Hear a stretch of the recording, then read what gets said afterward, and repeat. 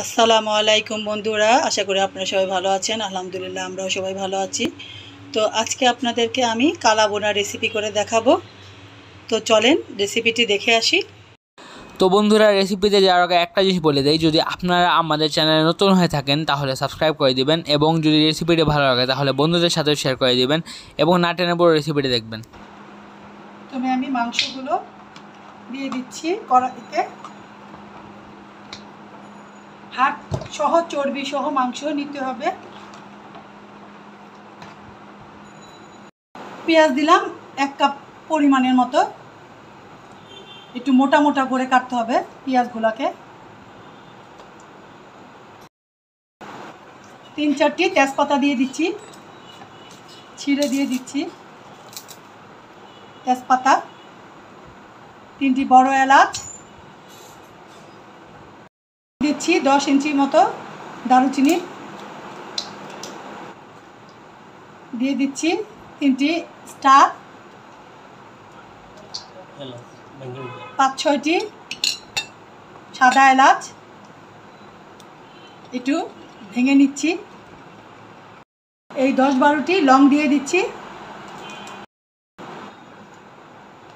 গোলমরিচ 10-12টি, কাবাব চিনি 7-8টি। কাবাব চিনি দেখেছেন? কাবাব চিনি এরকম।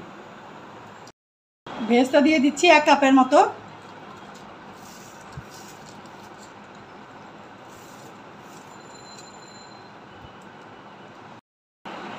শুকনো মরিচের গুঁড়া দিয়ে দিচ্ছি 2 টেবিল চামচ।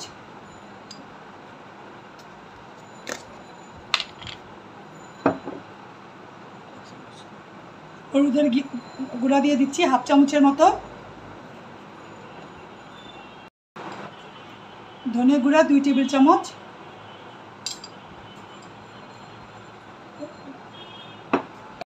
দিয়ে দিচ্ছি লবণ 2 টেবিল চামচের মতো, লাগলে পরে আবার দিব। দিয়ে দিচ্ছি আদা রসুন বাটা, চুপ করে রেখেছিলাম আদা রসুন বাটাগুলা ফ্রিজে। তেল এগুলা মাখবো। যতটা উল্টিয়ে পাল্টিয়ে মাখবেন ততটা ভালো হবে। এভাবে ভালোভাবে মেখে নেবেন, তাহলে মাংসটা খেতে ভালো লাগবে। হাড় মাংস সবই দিয়েছি, সব কিছু মিলিয়ে বড় বড় মাংসের টুকরা দিতে হবে। বড় বড় মাংসের টুকরা করে করতে হবে, তাহলে আস্তে আস্তে ছোট হয়ে যাবে জাল দিতে দিতে।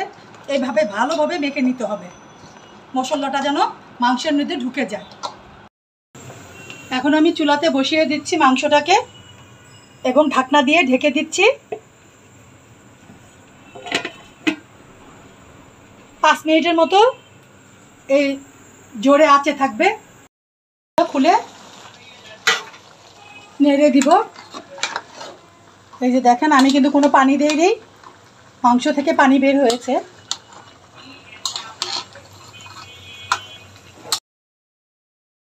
একটু দেখেন পানি পানি হয়ে আসছে। এই যে আবার ঢেকে দিচ্ছি 5 মিনিটের জন্য। চলে আসছি 20 মিনিট পর, আবার ভালোভাবে নেড়ে চেড়ে দিচ্ছি। এখন একে একে বাকি যে মশলাগুলো আছে সেগুলো দিয়ে দিচ্ছি। গোলমরিচের গুঁড়ো দিয়ে দিচ্ছি 1/2 চামচের মতো। জয়ফল গুঁড়ো দিয়ে দিচ্ছি একটা গুঁড়া করে,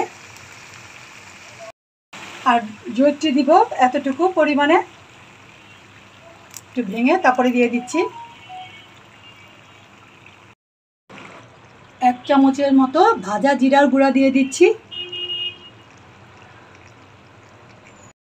1/2 চা চামচ রাঁধুনি গুঁড়া।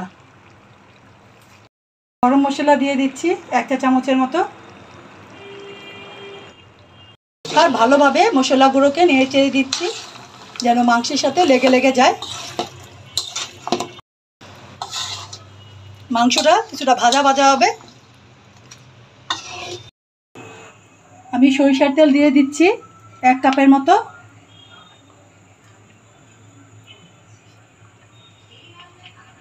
তেল গরম হয়ে গিয়েছে, এখন আমি দিয়ে দিচ্ছি পেঁয়াজ কুচি 1 কাপের মতো।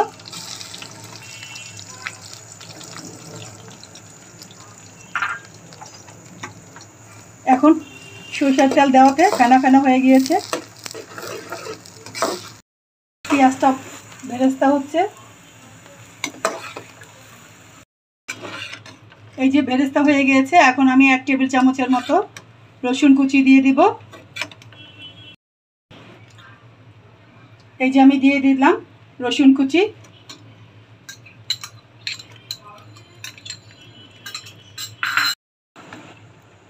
এখন দিয়ে দিচ্ছি 1 টেবিল চামচের মতো আদা কুচি, দিয়ে দিচ্ছি 10-12টা শুকনো মরিচ।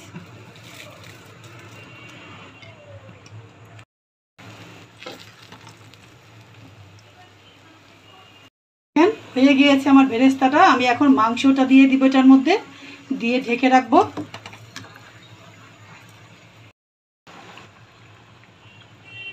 এটা আমি মাংসটা দিয়ে দিলাম।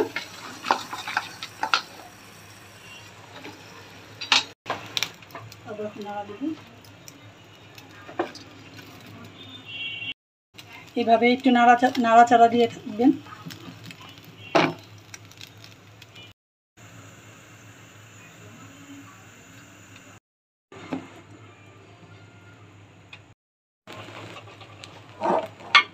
এই মাংসটার মধ্যে ঢেলে দিচ্ছি।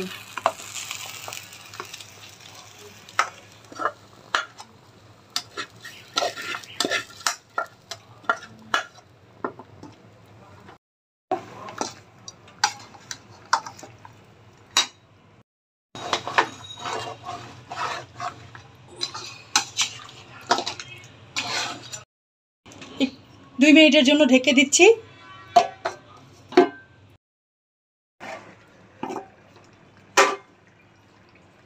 এখন আমি ঢাকনাটা উঠিয়ে দিলাম।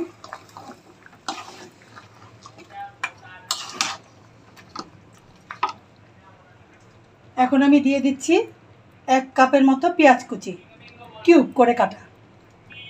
পেঁয়াজগুলো এভাবে কেটে কেটে কিউব করে নেবেন।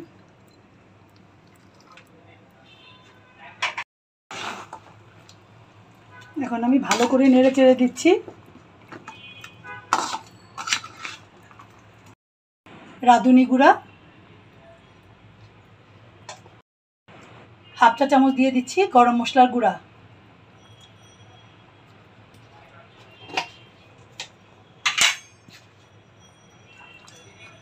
এখন আমি ভালোভাবে মশলাগুলো মিশিয়ে দিচ্ছি তাপে তাপে। এরপরে ঢেকে দিব, আবার ঢেকে 5 মিনিট পরে দমে দিয়ে রেখে দিব। ভাবে নেড়ে নিচ্ছি। তো বন্ধুরা আজকের জন্য একটুকুই, আম্মুর একটুখানি শরীর খারাপ, তো এই জন্য ভয়েস ওভার করতে পারছে না, তাই আমি বলতেছি।